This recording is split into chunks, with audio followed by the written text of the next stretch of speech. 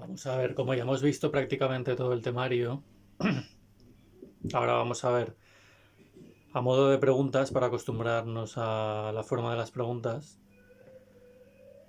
Entonces, si dijéramos fases del autismo, ¿de quién es? ¿Y cuántas son? Pues en este caso son tres, de Rivière. La primera es normalidad aparente, de los 8 o 9 meses primeros, con pasividad y tranquilidad expresiva. La segunda, ausencia de comunicación intencionada. Tenemos tanto para pedir como para declarar, de los 9 a los 17 meses. Ausencia de protoimperativos y protodeclarativos. Y la fase 3 tenemos clara manifestación de las alteraciones, que suele coincidir con la fase locutiva del lenguaje, porque es después del año y medio. A partir de los 18 meses, fases de alarma, de contacto visual, limitación, respuesta de orientación, ausencia de atención conjunta, limitaciones en imitación y alteraciones de la comunicación. No verbal también y retraso del lenguaje. Tenemos, según Winnie Gold, hablan de tres tipos de autismo: el aislado, el pasivo y el activo pero extravagante, que interacciona de forma extraña. Aislado evita la interacción y el pasivo la soporta pero no la busca. Hay que hacer diagnóstico diferencial respecto a retraso mental, esquizofrenia, disfasia evolutiva. La disfasia evolutiva, que es? Pues es un retraso en la adquisición del lenguaje y la articulación. No hay alteración de la interacción social y de patrones conductuales, o si las hay son secundarias a la alteración del lenguaje. Y las áreas afectadas son más concretas, aunque las alteraciones del lenguaje pueden ser parecidas. ¿Vale? Se centra solo en el lenguaje. Trastorno de red, tenemos trastorno integrativo infantil, síndrome de Asperger y autismo atípico, que aparece después de los 3 años. No cumple todos los criterios diagnósticos, por lo que no se dan alteraciones en las tres áreas principales. ¿En qué áreas evaluaríamos o diríamos que el autismo tiene sus problemas? Tenemos 4. Área de desarrollo social, comunicación y lenguaje, anticipación o flexibilidad y simbolización. Esto es tomado de Comeche Moreno y Vallejo Pareja, del Manual de Terapia de Conducta. Áreas de disfunción del autismo. Las 4. Y seguimos, vamos a ver. Tenemos alteraciones cualitativas en la CIE-10. Prácticamente los criterios son iguales. Alteración cualitativa de la comunicación y de la interacción social. Lo ponen dos separados. Y antes de los 3 años también en el lenguaje receptivo o expresivo o expresivo, de vínculos sociales y juego funcional o simbólico. Y patrones restringidos. Y en el DSM tenemos 6 o más ítems de 1, 2 y 3, que son alteración cualitativa de relaciones sociales, alteración cualitativa de la comunicación y patrones restringidos, repetitivos y estereotipados. Esos 3. Y al menos una antes de los 3 años.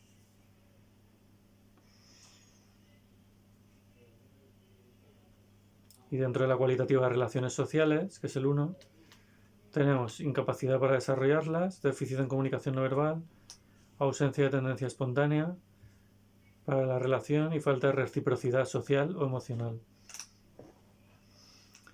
Y de la alteración cualitativa pues tenemos todo: retraso, alteración, lenguaje particular, ausencia de juego realista. Seguimos autismos, tenemos los tratamiento farmacológico, dietas, terapia hormonal y neurolépticos. Hormona de crecimiento.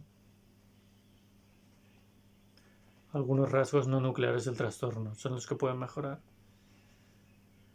Y tenemos la hipótesis parental psicoanalítica de Bettelheim, de patología materna, sobre todo, Enfoque etológico de Tinbergen,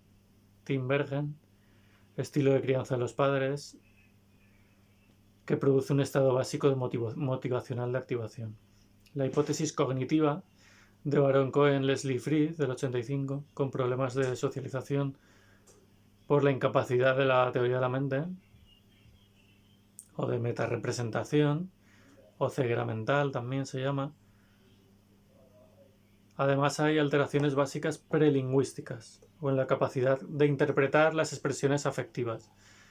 Luego tenemos la hipótesis cognitivo-afectiva de Mundy y Sigman, la teoría de coherencia central de Uta Frith, de procesamiento de información, dice que no hay coherencia cognitiva. La cognitiva afectiva que hemos dicho antes dice que hay alteración neurobiológica de la regulación de la activación, con alteración afectiva y con alteración también cognitiva de representación y símbolos, a estos dos niveles. Y esto explicaría todos los déficits atencionales y de teoría de la mente. Y la socioafectiva de Kanner, retomada por Hobson. Dice que hay un déficit en el proceso de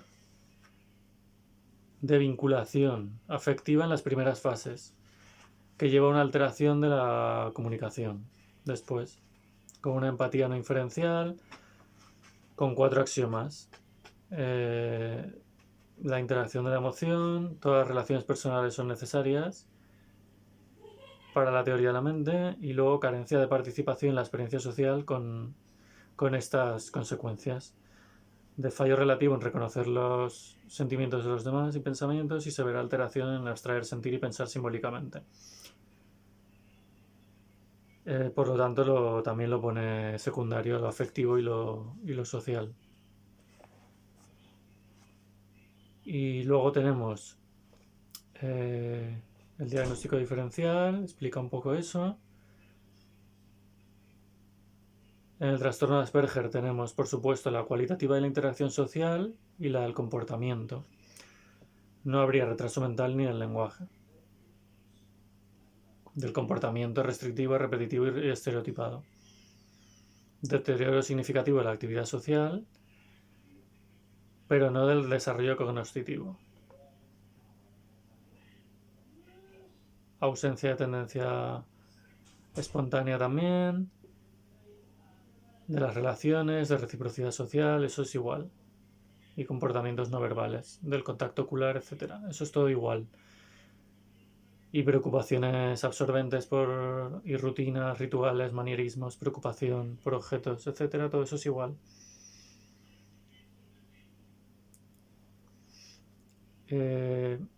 Tenemos que en el DSM-5 todos los trastornos generalizados del desarrollo se ponen en un solo diagnóstico. El trastorno del espectro autista.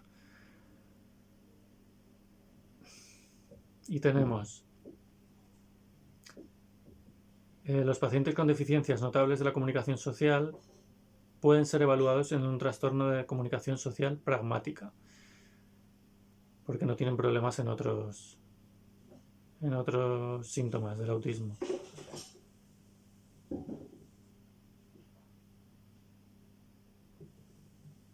Y bueno, seguimos. Se especifica la gravedad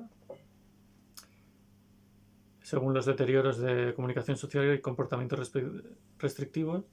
Se especifica con o sin déficit intelectual, con o sin deterioro del lenguaje, con condición médica o genética o algún factor ambiental conocido, con un trastorno del neurodesarrollo diferente o del comportamiento o mental, aquí se añade como especificador, y con catatonia.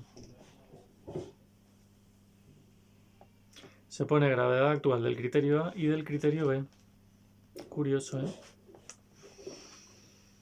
Vamos a ver. Llevamos casi 10 minutos solo. Vale. Entonces, la gravedad se establece en nivel 1, nivel 2 y nivel 3. ¿Qué significa? Nivel 1 necesita ayuda y nivel 3 necesita ayuda muy notable. Entonces, el 2 sería la intermedia, ayuda notable. Tenemos la ayuda es en comunicación social y en comportamientos restrictivos y repetitivos, ¿vale? Que es lo que el DSM-5 divide en los criterio A y criterio B, son los principales. del DSM-5. El DSM-4 tenías 3 principales dentro de la, que lo hemos dicho, cualitativa de relaciones, de comunicación y de comportamiento. Aquí junta la comunicación y relaciones, lo junta en el A. Vale, seguimos. La ayuda muy notable en comunicación social, pues deficiencias graves. Y en restrictivos comportamientos son inflexibilidad, ansiedad, etc. Con una interferencia significativa, pero no extrema, sería el nivel 1. Y el nivel medio también tiene ansiedad, aparte de dificultades, con frecuencia clara, e interfiere en diversos contextos. También en uno más contextos el nivel 1. Pero solo dificultaría. En el nivel 2 ya interfiere de forma importante. Y en el 3 es extremo ya. No, interfiere notablemente. En todos los ámbitos. Pues en el 3 necesita ayuda muy notable. Vale. Luego tenemos el síndrome límite, que habla aquí. Síndrome límite de la infancia. ¿Qué es? O trastorno múltiple del desarrollo. Vamos a ver. Factores. Es escrito por Cohen y colaboradores en el 86. Se deletrea MCDT, de dedo. También se ha denominado trastorno múltiple del desarrollo o síndrome límite de la infancia, por Tobin. Tenemos 5 áreas afectadas: procesos cognitivos, procesos sociales, regulación de la ansiedad, muy importante, inmadurez y actividad y atención, muy importante, con impulsividad, dentro de esto de actividad y atención, con impulsividad, distraibilidad e hiperactividad. Esto recuerda al trastorno bipolar y al trastorno límite de personalidad. Vale, pero aquí tenemos procesos cognitivos que dificulta distinguir la fantasía de la realidad, que estaría ya con trastornos psicóticos mezclado, aislamiento con relaciones sociales y falta de sensibilidad hacia los demás. O sea, se juntan muchas cosas graves aquí. Por lo tanto, tenemos las 5 áreas que hemos dicho: ansiedad, regulación del afecto, comunicación, psicosis y relaciones sociales. Con antecedentes familiares importantes de trastorno bipolar, TDAH, trastornos de aprendizaje, etc. Entonces, para el diagnóstico diferencial se hace con el MDI, que llama síndrome de alteración multidimensional, que sería otro, trastorno de personalidad esquizotípico, trastorno del espectro autista, trastorno semántico pragmático y trastorno multisistémico del desarrollo. Que ya veremos esto. Intervención psicológica se centra sobre todo en los dominios disfuncionales, explicar a padres, niños, escuela, promover centros donde puede integrarse y desarrollar un programa conductual para los problemas más frecuentes. Vale, vamos a ver si explica algo más importante el trastorno múltiple del desarrollo. Lo tenemos en Méndez, Carrillo, Espada Sánchez y Orguiles Amorós. En terapia psicológica de niños y adolescentes. Estudio de casos clínicos, Madrid Pirámide. Tenemos criterios A, B, D, C, D y E. El A, como hemos dicho, problemas en regulación de estados y ansiedad en 2 o más de los siguientes ítems. Con miedo, ansiedad, desorganización, variabilidad emocional, reacciones ansiosas, pero con risas, afecto inapropiado, etc., de tipo psicótico. El B, problemas consistentes en sensibilidad y conducta social, con desinterés, inhabilidad para iniciar o mantener relaciones con iguales, interacción ambivalente con adultos, sobre todo con los padres, problemas en procesos cognitivos, de pensamiento, irracionalidad, intrusiones, pensamientos mágicos, ideas ilógicas, confusión de realidad y fantasía, perplejidad, fantasías de omnipotencia personal, preocupaciones paranoides, excesivamente entusiasta con figuras de ficción y fantasías de poseer poderes especiales. Uf, madre mía.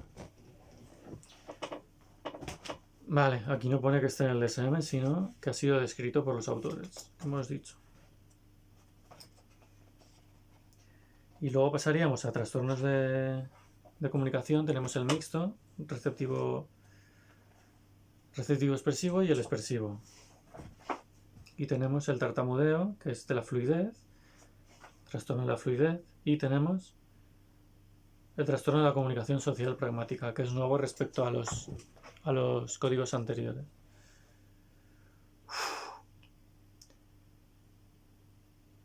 Tenemos, según la CIE-10, trastornos específicos del lenguaje y del habla, la pronunciación, de la comprensión, tenemos el de la expresión, todos separados, y de afasia adquirida con epilepsia. Y en otros trastornos de las emociones y comportamiento habituales de la infancia, tenemos tartamudeo y farfulleo en la CIE-10. Vale. Vamos a ver si encontramos el pragmático, que es el nuevo, el que cambiaría. Bueno, la disfasia evolutiva no es asociada a lesión neurológica, la adquirida sí. La disfasia evolutiva es que inician el habla tardíamente y progresivamente con más lentitud de lo normal a través de distintos estadios. Trastorno fonológico, incapacidad para utilizar los sonidos del habla, esperables evolutivamente. Y omisiones de sonidos, utilización de una letra en vez de otra, un sonido en vez de otro, y de la organización de estos sonidos, etc. El retraso simple del habla es en menores de 3 años, a pesar de comprender el lenguaje, no hablan nada, con inteligencia normal y sin otras alteraciones. Joder, solo que no hablan, simplemente. Luego está la fase adquirida, con una enfermedad, cursa con una enfermedad, y solo se diagnosticaría trastorno de lenguaje expresivo si cursa la alteración más allá del periodo agudo de recuperación de esta enfermedad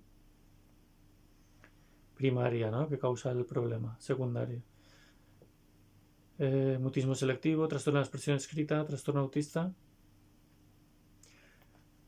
y trastorno mixto expresivo receptivo.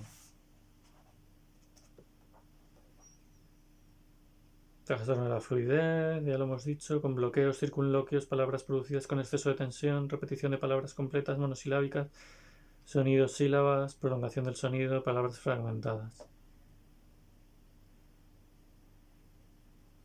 Causa ansiedad, es el criterio B, o limitaciones en lo social y rendimiento académico. Se produce en las primeras fases del periodo de desarrollo y los casos de inicio más tardío se diagnostican como trastorno de la fluidez. De inicio en el adulto, que también se puede. Hemos visto el fonológico. Bueno, se utilizan moldeamiento, encadenamiento, generalización, etc. como técnicas en el tartamudeo o trastorno de la fluidez.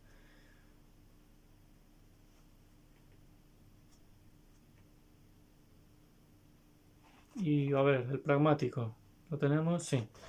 El pragmático, ¿vale? Que es el nuevo. Dificultades en el uso social de la comunicación, verbal y no verbal. Con deficiencias, dificultades para las normas sociales, para cambiar la comunicación de forma que se adapte al contexto, dificultades para comprender lo que no se dice explícitamente o hacer inferencias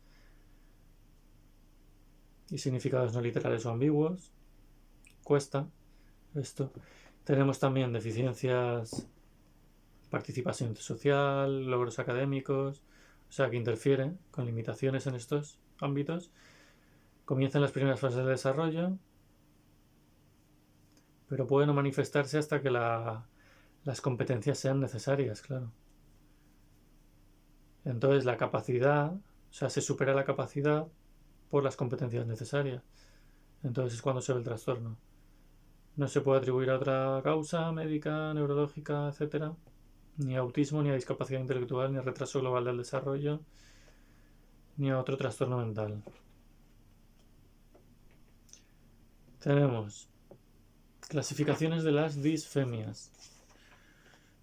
Tipo 1 y tipo 2. Tipo 2 son persistentes, no conscientes, son conscientes del problema, intentan evitar situaciones, se observan niños mayores de 8 a 12 con múltiples alteraciones en el habla y ansiedad ante los errores, mantenido por reforzamiento. Y el tipo 1, edad temprana 2 a 7, pocas manifestaciones en el habla, mantenido por reforzamiento positivo y no intentan solucionarlo y no son conscientes del problema. La tónica, la disfemia tónica, es bloqueos al iniciar el discurso, con rigidez, contracciones y sacudidas, y gran tensión muscular. Y la clónica, pequeños espacios o contracciones musculares con repetición de fonemas al comienzo o en el curso de una frase. Puede haber o no tensión muscular. O sea que es más concreta la tónica. Vale. En el DSM-5, el mixto y el expresivo no están. Solo está trastorno del lenguaje. Cuidado. Puede ser una pregunta también. Y los trastornos de la comunicación se han denominado disfasias infantiles, alalia congénita o idiopática, retraso idiopático del lenguaje, afasia congénita evolutiva, sordera verbal, o sea, afasia congénita o evolutiva, sordera verbal congénita, imperfección auditiva congénita, retraso evolutivo del lenguaje y discapacidad específica para el lenguaje. Las disfasias pueden darse en compresión, en expresión o en ambas y se refiere al lenguaje hablado, disfasia. Madre mía, siempre se me olvida. El fonológico es de la pronunciación.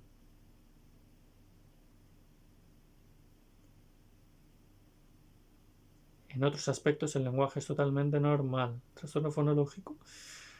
Y la disfemia o alteración de la fluidez, tartamudeo. Es de la estructuración temporal del habla. No es en la competencia, sino en la ejecución.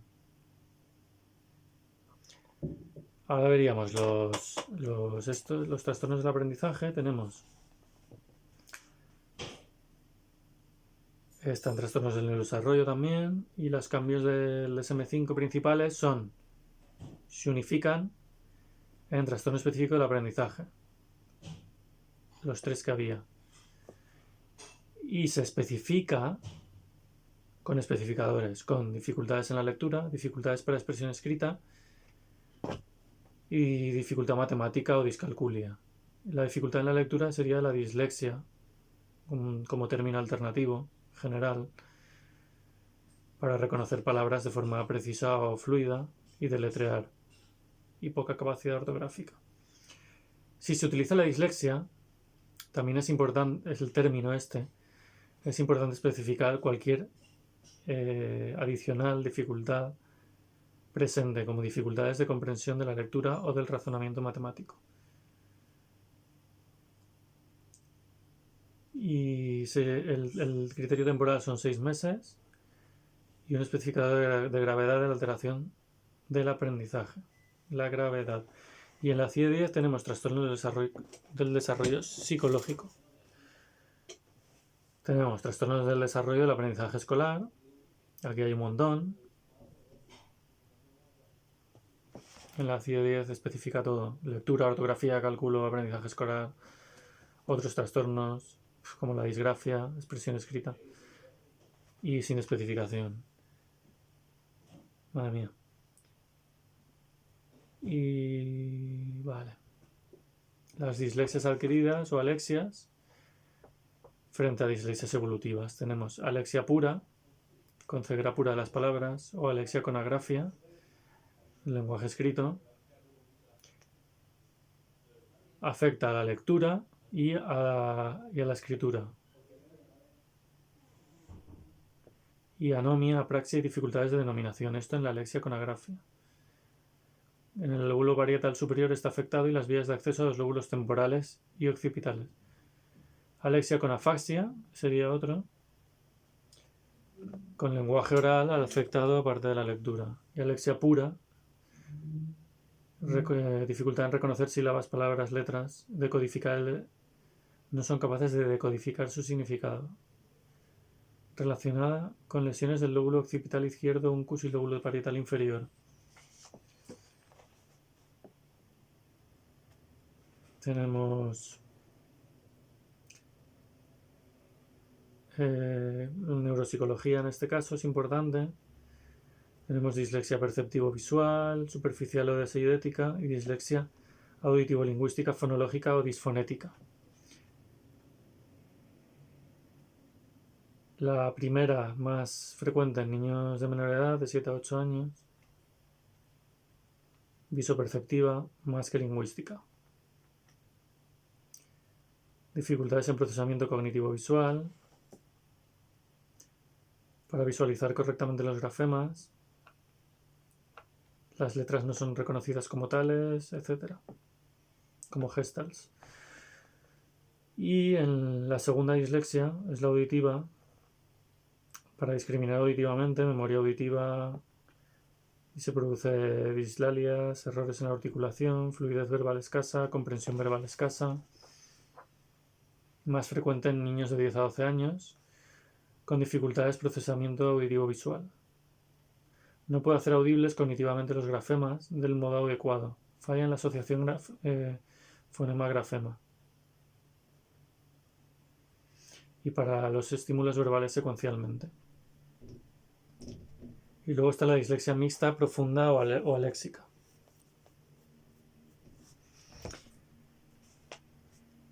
Entonces tenemos dos vías en el modelo de la doble vía, directa o léxica e indirecta o fonológica, y que es la que se utiliza en la dislexia fonológica, la indirecta, para leer palabras desconocidas o pseudopalabras. Se relaciona el grafismo con su sonido y se extrae el significado.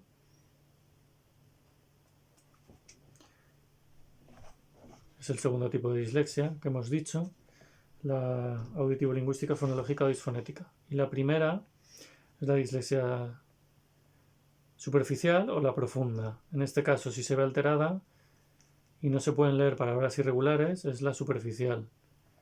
Y si tampoco palabras regulares, es la profunda.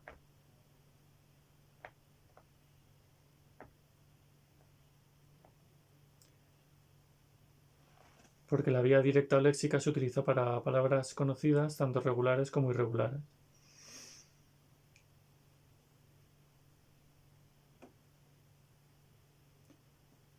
Luego tenemos, para la adquisición de la lectura, según Uta Frith, tenemos fase logográfica, fase alfabética de los 5 a 6 años y fase ortográfica.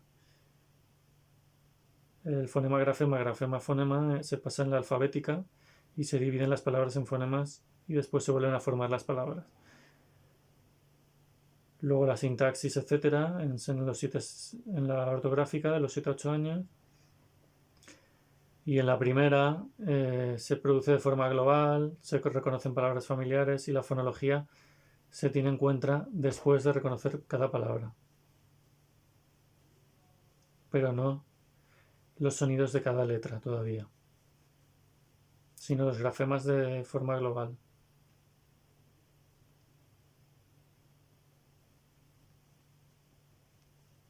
O sea que sería en la fase logográfica es la vía directa o léxica. Vale, tenemos el modelo cognitivo de Uta Frith, el modelo de Luria. Ya hemos dicho, según Uta Frith, dislexia superficial o semántica, dislexia fonológica y dislexia profunda. Según Luria, dislexia simultánea, dislexia secuencial y dislexia mixta. Según el modelo cognitivo, superficial, fonológica y profunda, y según el neuropsicológico, perceptivo, visual, auditivo, lingüística y dislexia mixta. Entonces tenemos estos tres tipos resumidos de dislexia superficial, fonológica y profunda. Vale, seguimos. Tenemos baterías para medir el TAIL, EMLE-TAIL del 2000, PROLEC-R, PROESC de procesos escritores, EDIL-1 de dificultades individuales de lectura, con exactitud, comprensión y velocidad de lectura.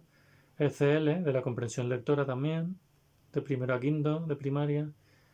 El TEIL, lectoescritura, ya lo hemos de todo, para primaria y secundaria.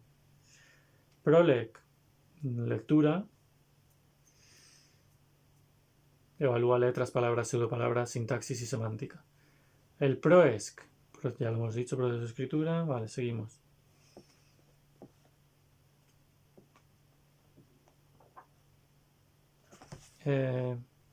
Trastorno específico del aprendizaje. Ya hemos dicho que en especificadores tenemos los de gravedad y los 3 de tipo: expresión escrita, lectura y matemática.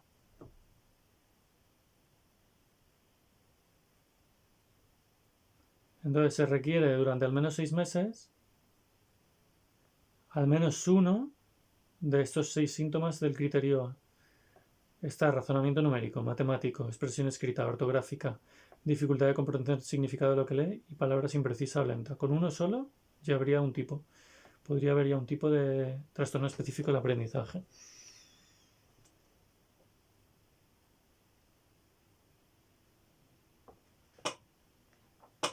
Vale.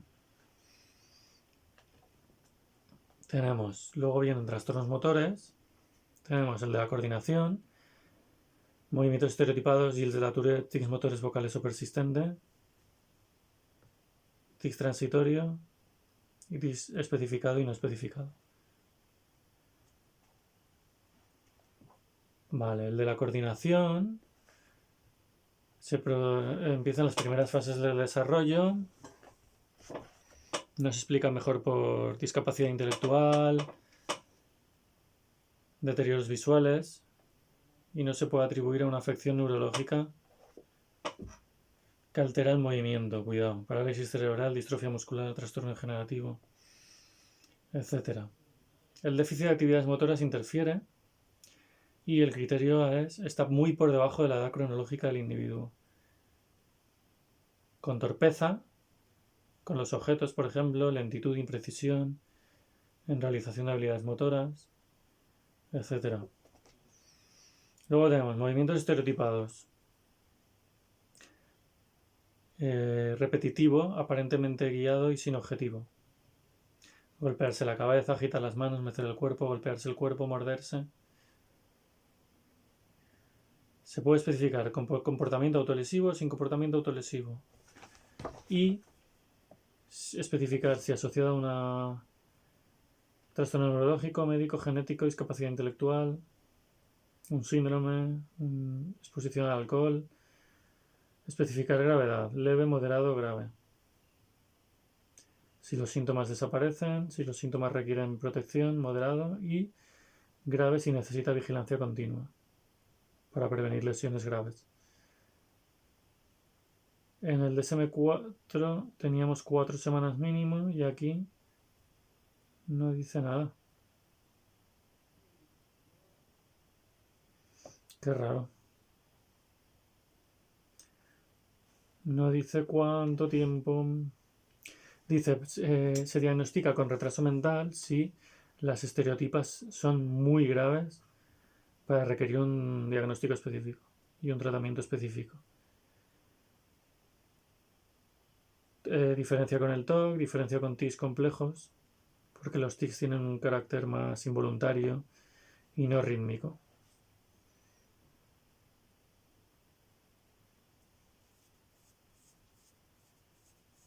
Aquí es más repetitivo, más rítmico parece.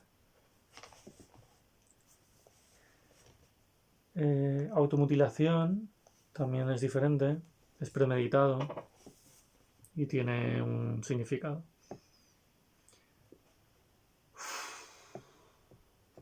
Vale, no veo el criterio de la duración.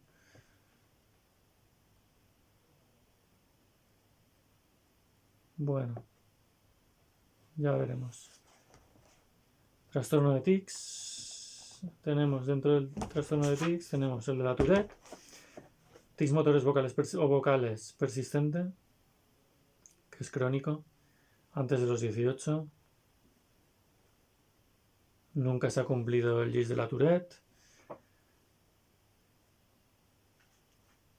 tics motores o vocales únicos o múltiples. No se han producido ambos a la vez. Si no, ya sería Tourette entonces, ¿no? Sí, ya se consideraría Tourette.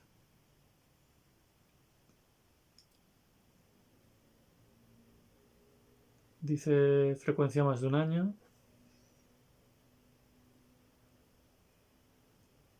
Y si no, sería transitorio.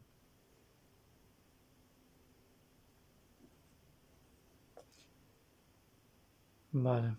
Súbito, rápido, recurrente y no rítmico, a diferencia de las estereotipias. También. Súbito, rápido, recurrente y no rítmico. Hay complejos y hay simples. Simples, silbar, olisquear, aclarar la garganta, etc.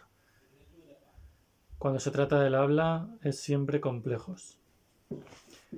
Y motores, pues complejos son tocar, olisquear, saltar, dar pasos, doblar las rodillas, gesticular. Los simples son arrugar la nariz, torcer el cuello, muecas, levantar los hombros, parpadear. Como más rápidos, que se pueden hacer más rápido.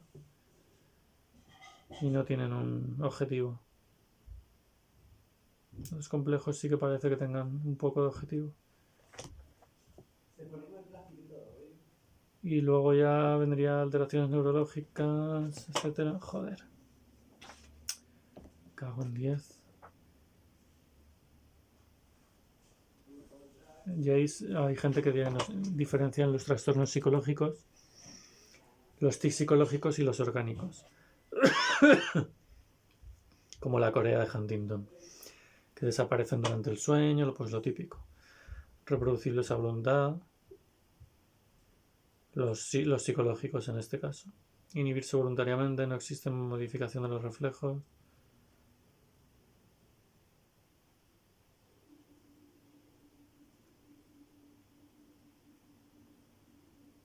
Modificación de los reflejos. Importante. Y etiología no orgánica, vale. En el TOC, síndrome de Tourette, comorbilidad con TDAH del 60% y con TOC del 50%. Con muchos síntomas obsesivos, Tenemos el entrenamiento en reacción de competencia y refuerzo de respuesta alternativa. Tiene que ser incompatible con el TIC, con naturalidad y sin llamar la atención, mantenerla durante 3 minutos, conseguir que no interfiera con las actividades normales de la persona y aumentar la conciencia de la ausencia de los tics mientras se realiza. Revisar, apoyo social, exposición pública, la inconveniencia del hábito, ensayo simbólico para controlar los tics y hábitos. Se parte en componentes la conducta, etc. Práctica masiva, práctica negativa, tiempo fuera, biofeedback, exposición con prevención de respuesta, neurolépticos, en Tourette, etc. Haloperidol y pimocida, y luego clonazepam y clonidina. Y para otros síntomas relacionados, fluoxetina, clomipramina. Para el obsesivo compulsivo sobre todo.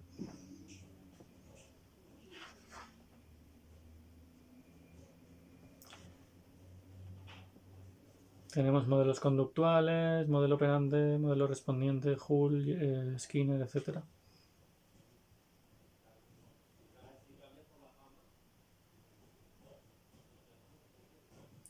Luego vendría el déficit de atención, trastorno disocial. Disocial tenemos inicio infantil, adolescente, inicio no especificado. Con emociones prosociales limitadas, remordimientos, culpabilidad, insensible, carente de empatía, despreocupado por su rendimiento, todos son especificadores. Afecto superficial o deficiente, leve, moderado, grave. Joder, con agresión a personas y animales, destrucción de la propiedad, engaño, robo, incumplimiento grave de las normas. Un 4. Puede tener más de 18 años, pero en este caso no tendría el trastorno de personalidad antisocial. Si no, se diagnosticaría uno en vez del otro, los dos no. Vale. Inicio infantil lo que marca son los 10 años del inicio adolescente. Y si no se puede saber la edad, pues no especificado.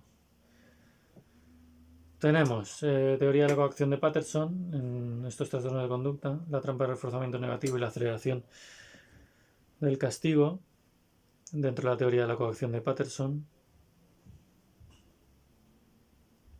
El castigo resulta ineficaz y no suprime las conductas, sino que parece aumentarlas. Es la trampa del reforzamiento negativo. Acaban cediendo a los deseos del niño y a corto plazo es desagradable para ambos y a largo plazo es un problema, porque acaban cediendo.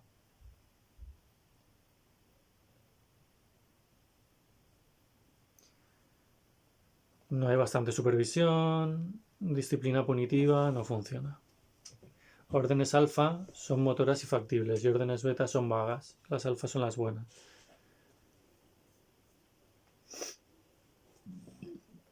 Vale, vamos a ver algo más. Tenemos formas de parentalidad, escala de estilos de socialización parental, la ESPA 29 de Musito y García. Tenemos la Alabama Parenting Questionary, autoestima parental, satisfacción familiar, competencia de escala, percepción por parte de los padres de estado emocional y de la pareja, adjetivos ESFA para medir sentimientos positivos y negativos de la familia, de la pareja, de la familia, conflictos de los padres, también hay una escala, Parent Problem Checklist, funcionamiento extrafamiliar, y luego tenemos para CBCL de Ackenbach y Edelbrock para conductas del niño, inventario de conductas infantiles ECBI de Eiberg, listado de conductas para padres, sistema multidimensional para la evaluación de la conducta BASC, una adaptación del modelo ecológico de Bronfenbrenner, de Frías y Armenta. Dice que lo explica mejor el microsistema, el 56% de la varianza del desarrollo del comportamiento. Y más indirectamente por el exosistema y macrosistema. Luego tenemos la American Academy Child and Adolescent Psychiatry, ACPA, con recomendaciones, que son los que hemos visto. Entonces tenemos también el trastorno negativista desafiante. Y aquí tendríamos enfado, irritabilidad, discusiones y vengativo. 3 en vez de 4. No dice la edad, pero dura 6 meses al menos. Con 3 de gravedad leve, moderado, grave. Y con exclusión de psicosis, depresivo, bipolar, consumo de sustancias, etc. Y en el disocial es 12 meses, Negativista son 6. Vale, joder, que bien huele. ¿Qué más tenemos? Ya pasaríamos a trastornos alimentarios. Ahora seguiremos. Otros trastornos, ansiedad, el sueño, fobias. Vale. De fobias ya hemos visto algunas en el libro verde de Marina, sobre todo la fobia social. Creo que sale también la ansiedad excesiva, ansiedad generalizada.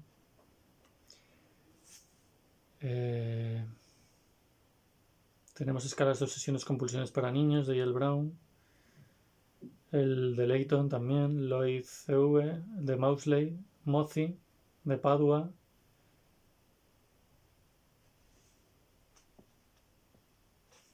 Tenemos un tratamiento CBGTA, ese sí que salía, de la fobia social, CBGT. de Albano. Albano, de 16 sesiones de 90 minutos, importante. ¡Ay! Piacentini y Berman distinguen 4 patrones de TOC de niños y adolescentes. La duda, obsesiones de contaminación, pensamientos intrusivos y necesidad de simetría. Predominio en varones 2-1. El trastorno de medida empieza en los 12 años. Ya tendríamos depresión infantil. Teníamos el ICI de creencias irracionales, entrenamiento de asertividad, EA, el ASQ de atribuciones, de depresión, CDS, CDI, de COVAX, derivado del BDI de Beck, de 6 a 17 años.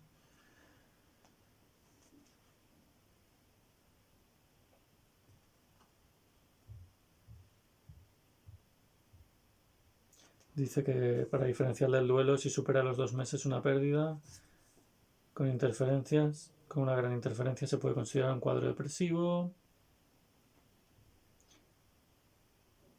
Tenemos depresión del adolescente, terapia de conducta de Levinson y probablemente eficaces, la interpersonal, terapia de conducta de Brett y fase experimental psicodinámica y sistémica. Y para infantil, la acción de Stark y el PEAC de Mendes. Lo pone como bien establecido, el PEAC de Mendes, importante. El PEAC de Mendes. Lo repasaremos, creo que tiene un poco de todo, de resolución de problemas, habilidades de comunicación, etcétera. ¿Qué más vemos? Tenemos la fobia social, ya vimos. SEC, CDI y AFS son programas de intervención. El PEGIS de monjas, el PAGS, el García y Magaz, con SCEPI y Avancemos. Tienen estos dos. Todos estos de tratamiento son muy amplios. Modelado simbólico para la timidez. Y probablemente eficaces. También habilidades sociales, cognitivo-conductual, etc.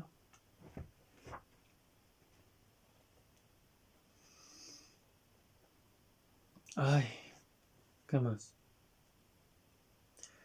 Tenemos fobia a la oscuridad, importante en Monil, Graciano y Katz. Dice que distingue daño físico, miedo a la muerte, sombras, ruidos, seres fantásticos, ansiedad de separación, etc. Tenemos imágenes emotivas, con los mismos inconvenientes que la ADS.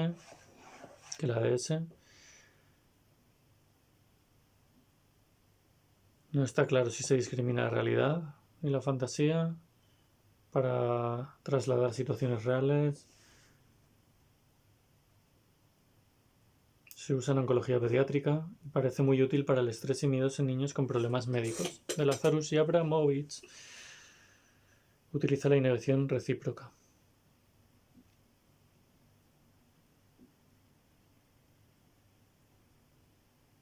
Imágenes emotivas en imaginación, con emociones positivas, narración, y se va introduciendo otros ítems en la narración según avanza la narración.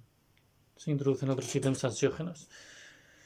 Y las escenificaciones emotivas de Mendes, de 3 a 8 años, se utiliza y tiene la DS en vivo, porque este es un paquete, modelado participante, reforzamiento positivo, social y material, inhibición de la ansiedad con emociones positivas. Tiene 3 fases.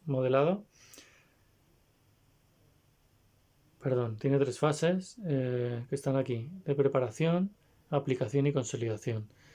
Primero se crea la jerarquía y se eligen los juegos.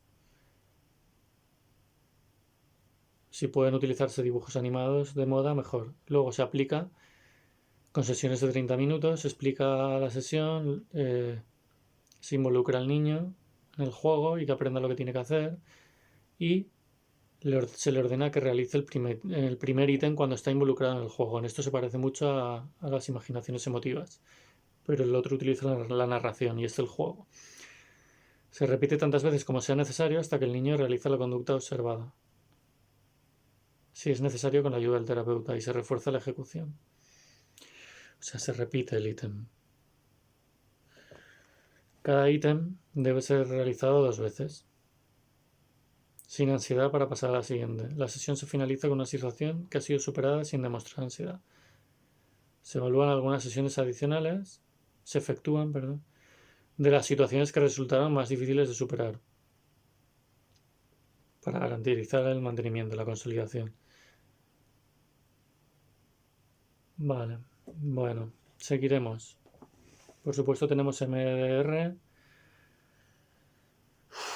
de Ritter, y las de Zafiro, la de sensibilización por contacto de Ritter, todo esto para, tenemos la práctica reforzada, todo esto para las fobias, principalmente. Cuentos más juegos, autoinstrucciones de valentía, de Camfer y Coles, principalmente. Au. Del modelado simbólico de Klisman, autoinstrucciones de Camfer, Caro Williman y Newman, y Mikulas y Kaufman, un juego. Tío de los pies ligeros, y Méndez lo adapta con su terapia de significaciones emotivas. Vale, luego seguimos.